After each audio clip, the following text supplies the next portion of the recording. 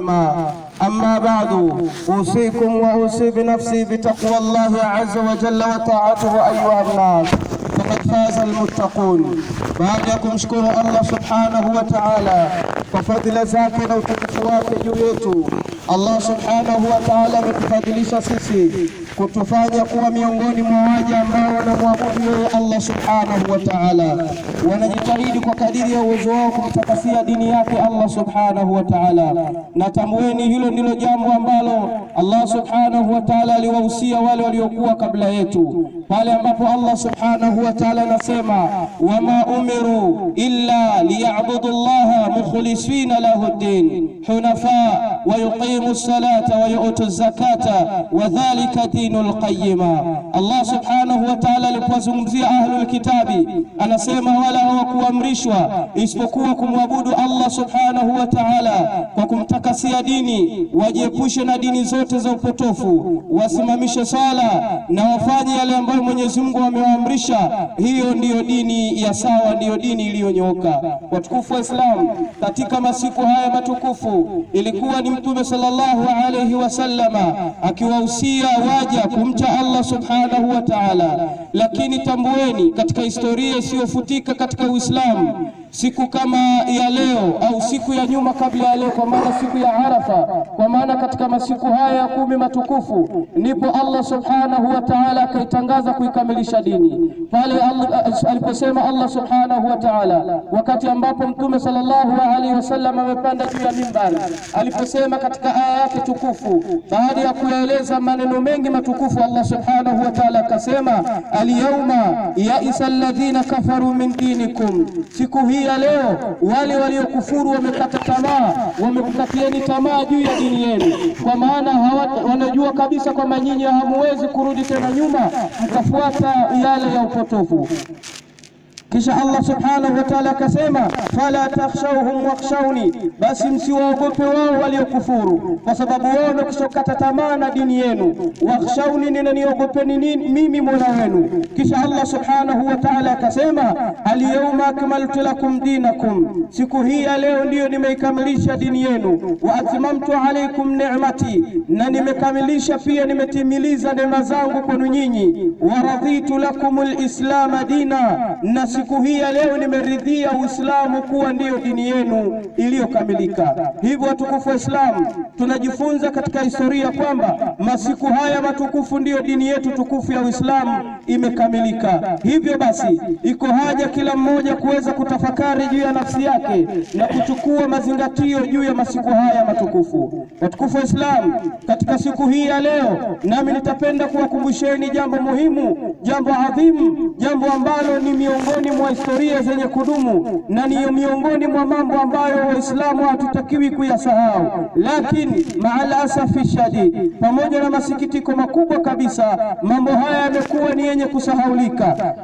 Nazungumzia hutuba ya Mtume sallallahu alayhi wasallama aliyoitoa siku ya Arafa katika hija yake ya mwisho Mtume sallallahu alayhi wasallam, na hutuba ile ilionekana wazi kwamba ni miongoni mwa maneno ya mwisho ya Mtume sallallahu alayhi wasallam, kwa sababu pale alipoanza Mtume sallallahu alayhi wasallam kumhimidi Allah subhanahu wa ta'ala, akawaambia watu, enyi watu, nisikilizeni maneno yangu vizuri, kwani sidhani baada ya mwaka huu nitakuwa pamoja na nyinyi. Tazama maneno haya anayasema Mtume sallallahu alayhi wasallam, na ni maneno ambayo masahaba yaliwaliza wale wenye takwa, wenye kumpenda Mtume sallallahu alayhi wasallam qawlan wa amala, wenye kumpenda Mtume sallallahu alayhi wasallam kwa maneno yao na matendo yao. Maneno haya Mtume sallallahu alayhi wasallam yaliwaliza wakitambua wazi kabisa kipenzi chao Muhammad sallallahu alayhi wasallam atakuwa ni mwenye kuondoka baada ya maneno haya. Mtume sallallahu alayhi wasallam akaendelea akasema, hivyo sikilizeni kwa makini nitakayoyasema, na maneno haya mfikishieni kila asiyekuwa mahala hapa, kwa maana ni kuonyesha namna gani maneno ilivyokuwa muhimu hata kwa wale wasiokuwa katika viwanja vya Arafa, wakapewa agizo na Mtume sallallahu alaihi wasallam wafikishe maneno haya. Mtume sallallahu alaihi wasallam akasema, enyi watu, hakika damu zenu na mali zenu ni takatifu kwenu kama mlivyofanya utukufu mwezi huu wa Dhulhijja. Mtume sallallahu alaihi wasallam akaendelea akasema, rudisheni amana mlizokabidhiwa. Kila mwenye amana yake hakikisha anaikabidhi kama alivyokabidhiwa kwa mwenyewe anayestahiki. Msimdhuru yoyote ili nanyi msipate kudhuriwa.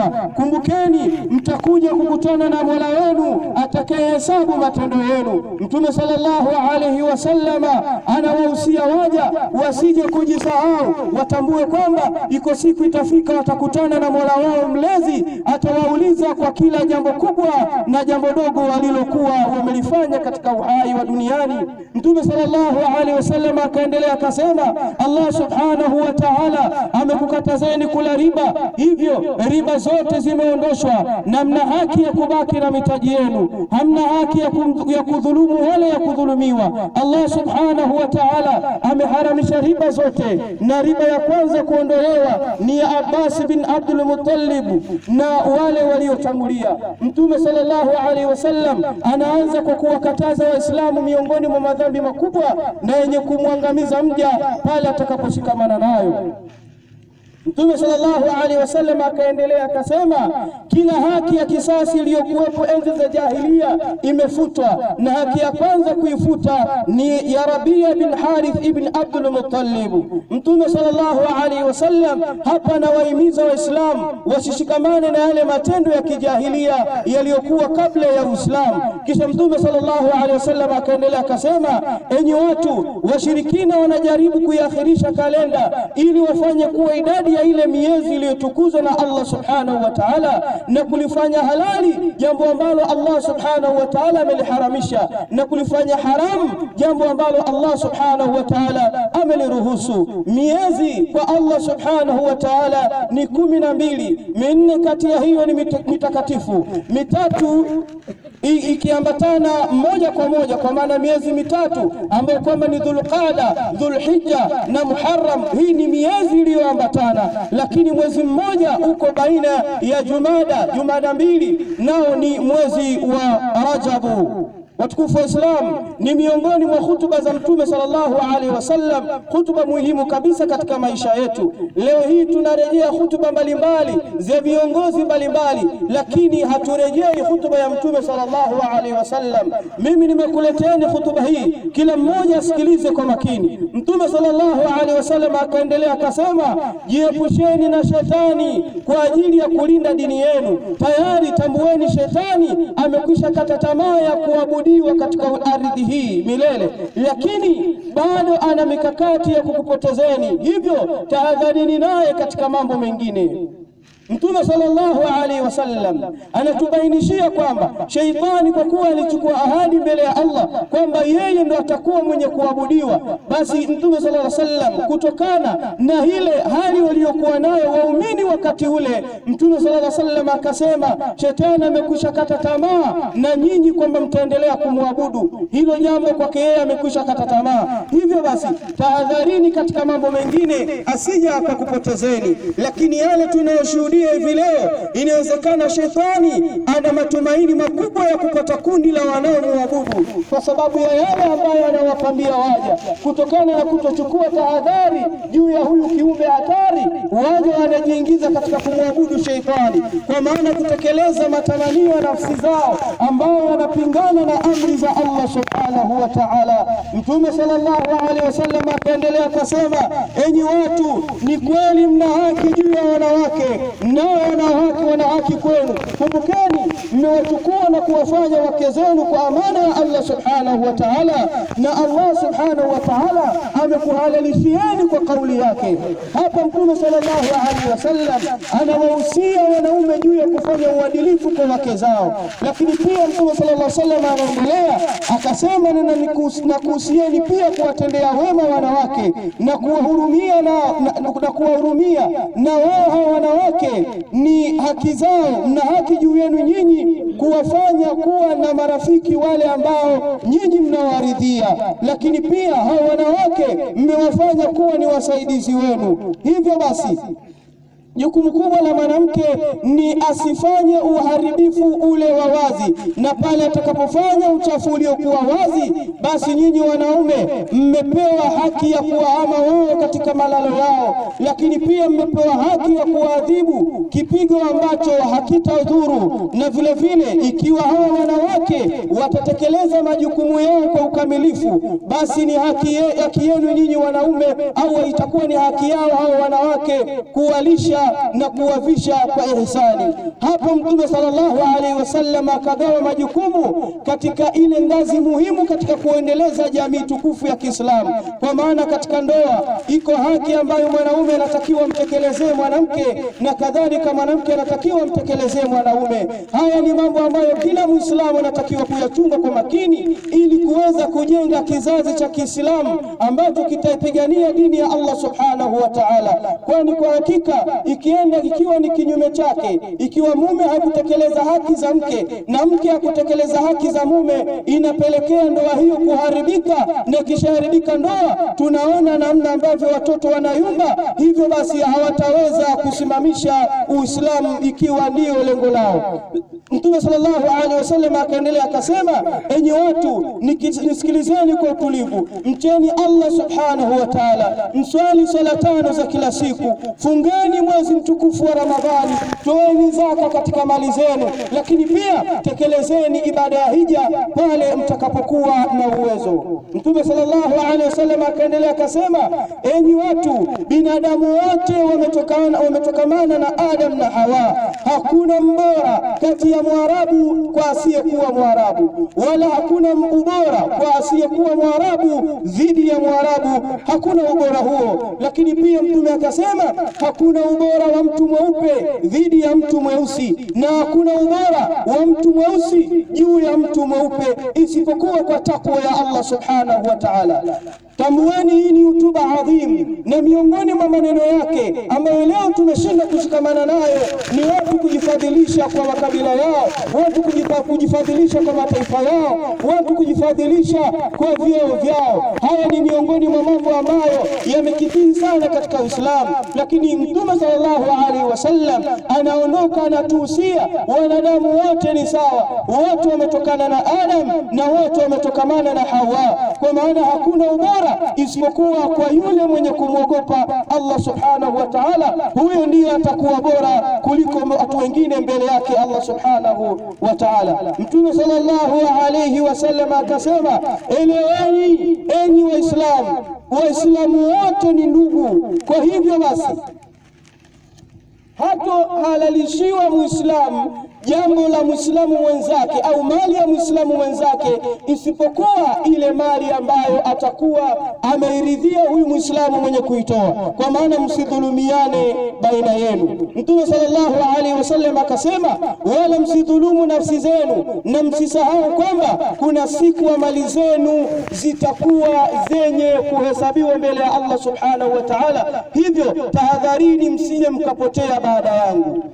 Katika mambo ambayo waja wanadhulumiana miongoni mwa maneno, kwamba watu wanasengenyana, wanazushiana maneno ya uongo, watu wanasambaziana aibu mbalimbali, watu wanasambaziana ili wapate kudharaulika, kwa maana mtu anasimama dhidi ya mtu mwingine kwa ajili ya kumdhalilisha, hali ya kuwa wote ni Waislamu na wote inawezekana wanaswali, wanafanya mambo mbalimbali ya kheri, lakini kwa sababu ya kule kutochukua tahadhari dhidi ya ibilisi aliyelaaniwa, waja wanapambiwa matendo mbalimbali na wanajikuta wanawadhulumu haki au wanawanyanyasa Waislamu wenzao. Mtume sallallahu alaihi wasallam katika kumaliza hutuba yake akasema, enyi watu, hakuna tena mtume baada yangu na hakuna dini nyingine itakayokuja. Ninakuachieni vitu viwili ambavyo mkishikamana navyo hamtapotea milele, navyo ni Qur'ani na Sunna, kwa maana ya mwenendo wake Mtume sallallahu alaihi wasallam.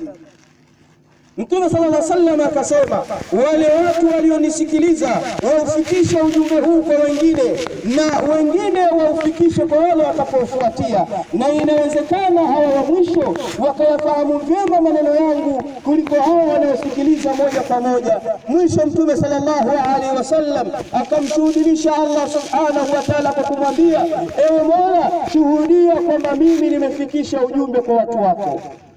Ilikuwa ni hutuba adhimu ya Mtume sallallahu alaihi wasallam. Kutokamana na muda ilitakiwa tuitoshe hutuba hii, lakini kwa sababu yako mengi yanayoendelea katika ibada mbalimbali za siku hii adhimu, tutaifupisha na kuyaeleza yale machache ambayo tunayachukua katika hutuba hii. Miongoni mwa yale machache tunayochukua katika hutuba hii, kwanza kabisa tumeona Mtume sallallahu alaihi wasallam anautahadharisha umma wake kwamba huenda yeye akawa ni miongoni mwa ile mijumuiko ya mwisho kabisa kuweza kuwahutubia Waislamu. Hivyo basi tunachukua kama huu ni wasia wa Mtume sallallahu alaihi wasallam juu ya umma wake, na kila mwenye akili, mwenye kutanabahi mambo achukue jambo hili kwa uzito wake, kwamba huu ni wasia aliyotoa Mtume sallallahu alaihi wasallam katika siku ambayo mkusanyiko mkubwa wa Waislamu walikutana, na Mtume sallallahu alaihi wasallam akawa na hofu, akawa na shaka kwamba huenda hatokutana nao tena kwa wingi ule, na ndivyo ilivyokuwa. Lakini pia katika hutuba hii tunaona wazi kabisa Mtume sallallahu alaihi wasallam anawaonya Waislamu juu ya madhambi makubwa yenye kuangamiza, madhambi ambayo yalikuwa yakifanya katika enzi za jahilia. Mtume sallallahu alaihi wasallam anawahusia Waislamu wajiepushe na madhambi makubwa, lakini vile tunavyoona leo watu hawayajali kabisa madhambi, hawaoni kwamba ni jambo ambalo linaweza likawaangamiza, likawatoa katika imani na likawadumisha katika moto wa Jahannam. Lakini pia jambo la tatu, Mtume sallallahu alaihi wasallam tunaona wazi kabisa anawatahadharisha Waislamu na sheitani aliyelaaniwa na vile vitendo vyake na mapambio yake kwa wanadamu, jambo ambalo leo tunatakiwa tulichukue kwa tahadhari kubwa, kwa sababu sheitani anatembea katika mishipa ya damu na anatuchezea sana sisi Waislamu. Hakuna umoja baina yetu, kila mmoja ameshika pote lake, kila mmoja anajiona yeye ni bora kwa matendo yake, ni bora kwa mavazi yake, ni bora kwa cheo chake. Shetani anacheza baina yetu katika kuhakikisha sisi tunapotea. Lakini pia Mtume sallallahu alaihi wasallam aliwahusia wanaume kuwafanyia wema wanawake na kuwahusia wanawake kuwatii waume zao, na hii ndio ilikuwa kawaida ya Mtume sallallahu alaihi wasallam. Hata miongoni mwa hutuba zake zaidi, baada ya kueleza maneno mengi, Mtume sallallahu alaihi wasallam alishuka mimbari akawafuata wanawake akawaambia, enyi wanawake, muogopeni Mwenyezi Mungu, hakika wengi wenu nyinyi mko wengi ni waona wengi katika moto wa Jahannam, kwa sababu ndimi zenu zinakuwa ni zenye kusema uongo, mara nyingi zinakuwa zenye kukanusha neema za Allah subhanahu wa ta'ala. Wengi wenu ubinadamu unawachukua kwa kiasi kikubwa, kiasi kwamba mna uwezo wa kusambaza maneno ya uongo kwa haraka sana. Mtume sallallahu alaihi wasallam akawahusia na akawanasihi wamwogope Allah subhanahu wa ta'ala wanawake, na akawaambia toeni kwa wingi, kwani kwa hakika hilo ni jambo ambalo litakufanyeni nyinyi Allah subhanahu wa ta'ala akuepusheni na moto. Lakini tambueni katika kuwahusia wanawake wao wanahitaji wapate viongozi, wapate kuongozwa. Hivyo basi jambo linarudi kwa wanaume wapate kuwaongoza wake zao katika njia iliyonyooka, isiyo mwanaume anajijali yeye peke yake, akiamka usiku kuswali yeye peke yake, akitoka katika mambo ya kheri ni yeye peke yake, wala hamuhimizi mke wake.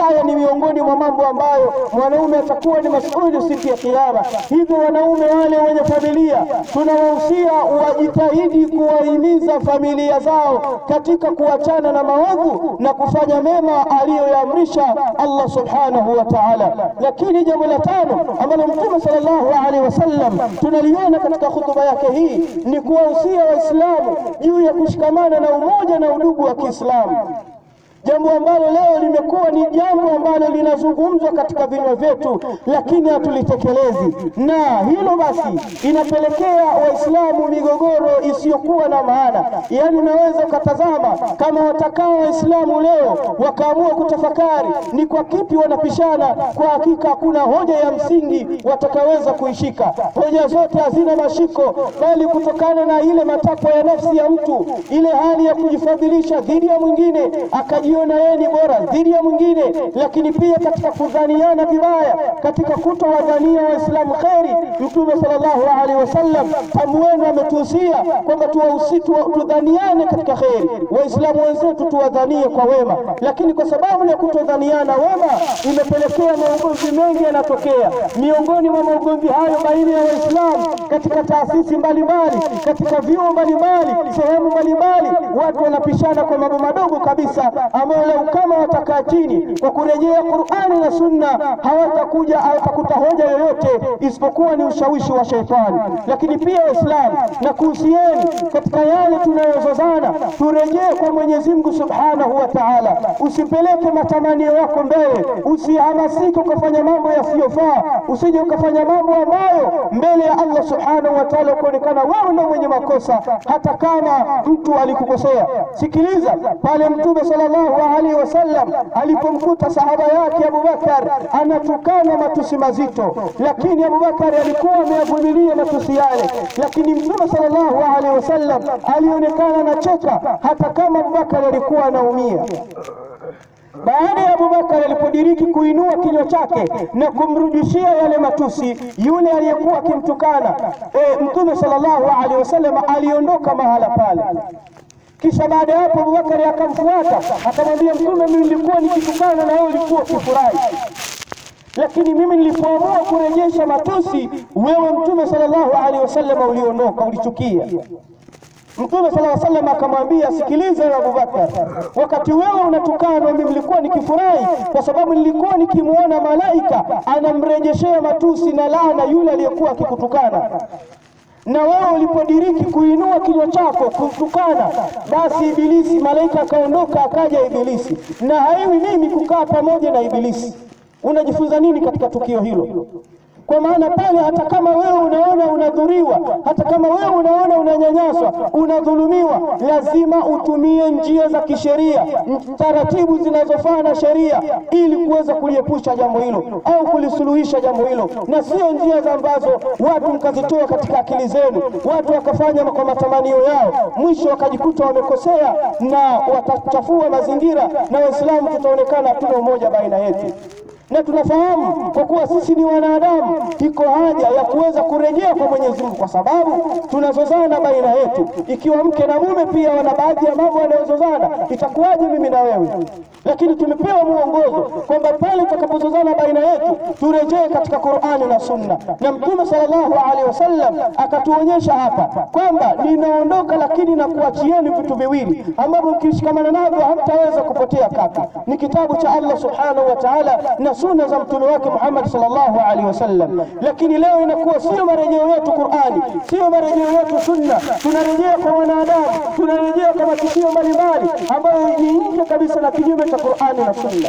Na kuhusiani Waislamu, tumuogope Allah Subhanahu wa Ta'ala, tutambue kwamba kila jambo tunalolifanya kama alivyotuhusia Mtume sallallahu alaihi wasallam katika hutuba hii, tutakuja kuulizwa mbele ya Allah Subhanahu wa Ta'ala. Dogo unalolifanya leo, kubwa unalolifanya leo, tambua kwa hakika alipotei bure. Mwenyezi Mungu ameliandika na atakuja kukuuliza siku ya Kiyama. Tahadhari usije ukakutwa na makosa ukafanya jambo ambalo ukajiona upo katika haki, lakini kwa sababu ya kutorejea Qur'ani na Sunna ukaonekana wewe ndiyo mwenye makosa. Mtume sallallahu alaihi wasallam anatuhimiza juu ya undugu, lakini tambueni kauli gani aliyotumia Mtume sallallahu alaihi wasallam katika kuhusiana undugu. Akasema Waislamu wote ni ndugu, hakutumia waumini wote ni ndugu. Unajifunza nini? Akatumia Waislamu wote ni ndugu, na wala hakusema waumini wote ni ndugu, kwa maana akatumia daraja ya chini kabisa. Kama mnavyojua maratibu dini, ile mipangilio ya dini, kuna Uislamu, kuna uumini, lakini kuna ihsani. Mtume sallallahu alaihi wasallam katika kuhusiana undugu akatumia ile daraja ya chini kabisa ya Waislamu, akasema Waislamu wote ni ndugu. Hasa kwa muumini ndipo zinapokuja zile hadithi za Mtume sallallahu alaihi wasallam kwamba waumini ni kama jengo moja, lakini pia waumini ni kama mwili ambao kiungo kimoja kikiuma mwili mzima unakesha kwa maumivu. Hiyo ndio hali ya waumini. Lakini ipo vipi katika maisha yetu hivi leo? Tumekuwa ni jengo moja, tumekuwa ni kama mwili ambao kidole kikiuma hata macho hayawezi kulala, yatakesha yakiugua. Wapi tunateleza Waislamu? Wapi tunakwenda Waislamu? Ni lazima tujitathmini na tutambue kwamba yote tunayofanya tutaulizwa mbele ya Allah subhanahu wa ta'ala. Watukufu wa Islam, katika masiku haya ndio kama tulivyosema pale mwanzo, ndiyo masiku ambayo dini ilikamilika, na sisi tupo kwa ajili ya kuendeleza kuikamilisha dini, na sisi tumechagua kwamba elimu ndiyo njia pekee ambayo tumeiona inaweza kuifikisha katika kuendeleza kuikamilisha dini. Lakini swali la kujiuliza, ikiwa wewe ni mwalimu au wewe ni mwanafunzi, ni kwa kiasi gani unadumu katika lengo hili? Wewe mwalimu unawafundisha wanafunzi, je, unapowafundisha unadumu na lengo hili? Na wewe mwanafunzi unaposoma, je, unadumu na lengo hili? Ni lazima tujitathmini, la sivyo tusije tukajikuta tumetumia jitihada kubwa, lakini mbele ya Mwenyezi Mungu ikawa ni habaha mansura. Na kuhusieni kadhalika na kuhusianajihusia nafsi yangu katika kudumu na lengo, hata kama ni jambo gumu halieleweki, na tambueni katika kulifikia lengo lolote lazima kuna changamoto mbalimbali. Ajabu ni kwamba Waislamu wa leo hatuzitaki changamoto katika kuisimamisha dini. Ikiwa jambo lako binafsi wewe la maisha yako wewe, kwa maana hata yule ukimuuliza mtu aliyefanikiwa kimaisha leo atakueleza changamoto nyingi alizopitia. Hata sisi katika kusimamisha dini, kwa nini tunazikwepa changamoto? Ni lazima tuishi nazo na tutafute njia nzuri ya kuweza kuzitatua ili tuweze kufikia lengo na sio vinginevyo. Hata kama mja atafanya jambo ambalo akaepukana na lengo hili, yani kwa mfano mtu akaepukana na lengo hili, atambue kabisa hawezi kutoka salama mbele ya Mwenyezi Mungu mpaka pale atakapoulizwa. Kwa sababu kuna jukumu au kuna dhima au kuna lengo la kuumbwa mwanadamu ambalo ndio ibada, lakini pia kumbukeni kuna lengo la kuwepo wewe muumini katika ardhi. Lazima utambue lengo lako ni lipi. Ikiwa umeshalifikia lengo la kuumbwa kwako tayari, walillahi alhamdu, lazima utafakari lengo la pili la kuwepo wewe, kwa kuwa unatekeleza lile lengo kuu la kuumbwa. Umeshakuwa muumini, ni lipi lengo lako? Lengo lako ni kutafuta maisha? Lengo lako ni kuishi vizuri? Lengo lako ni kuitafuta dunia? Hapana, sisi waumini tunalo lengo, na lengo lenyewe ni kuhakikisha dini ya Allah subhanahu wa ta'ala inapata izza, dini ya Allah subhanahu wa ta'ala inapata utukufu, dini ya Mwenyezi Mungu subhanahu wa ta'ala tunaipeleka pale ambapo Mtume sallallahu alaihi wasallam alikuwa ameiacha. Watukufu wa Islam, nisirefushe maneno yangu. Kikubwa zaidi tutambue tunalo jukumu la kufanya haya tunayoyaona ni miongoni mwa changamoto ili tuweze kulifikia lengo. Na ili tuweze kulifikia lengo lazima tutafute namna sahihi ya kutatua changamoto mbalimbali katika sehemu zozote ambazo Waislamu wanazozana. Na ni mambo ya kawaida, kwa sababu Ibilisi hataki sisi tufikie lile lengo. Kwa hiyo ataendelea kuwagombanisha Waislamu, ataendelea kuweka mipasuko ndani ya Uislamu. Tutambue na tuzinduke, tutambue huyo adui hana nia nzuri na sisi, bali anataka kuweza kutugombanisha na Mwenyezi Mungu Subhanahu wa Ta'ala. Hivyo basi, watukufu wa Islam, siku hii ya leo adhimu ni siku ya Idi, ni siku ambayo Waislamu wameruhusiwa na Allah Subhanahu wa Ta'ala amewaridhia wale wanywe, wafurahi, wacheze, waimbe katika yale yote ya halali na wasimuasi Allah Subhanahu wa Ta'ala. Hii ni siku yenu Waislamu, mmepewa na Mola wenu Subhanahu wa Ta'ala, itumieni kwa kadiri mnavyoweza, na mtakiwa kutumia nafasi hiyo katika kumwabudu Allah Subhanahu wa Ta'ala. Na ndiyo maana kwanza inaanza kwa ibada, kwa maana hii inaonyesha siku nzima mtu aitumie katika ibada. Na kama tunavyofahamu, kula ni ibada, kunywa ni ibada, pia kuweza kufurahisha mwili ni sehemu ya ibada, kwa sababu ni miongoni mwa mambo ambayo tumeruhusiwa na Allah Subhanahu wa Ta'ala. Hivyo Waislamu, kuleni na kunyweni na mfurahi, lakini msifanye israfu, msije mkachupa mipaka ya Allah Subhanahu wa Ta'ala. Na siku ya leo ni siku ya kufurahi, kwa maana waja wanatakiwa wakumbatiane, lakini kwa kuzingatia jinsia. Usije ukachupa mipaka ya Allah Subhanahu wa Ta'ala. Waja wakumbatiane, wapeane pongezi za ibada hizi ambazo Mwenyezi Mungu Subhanahu wa Ta'ala ameziweka kwa ajili ya kumtukuza yeye Allah Subhanahu wa Ta'ala. Hivyo basi, kwa kumaliza khutba, kuna ratiba ambayo inaonyesha matukio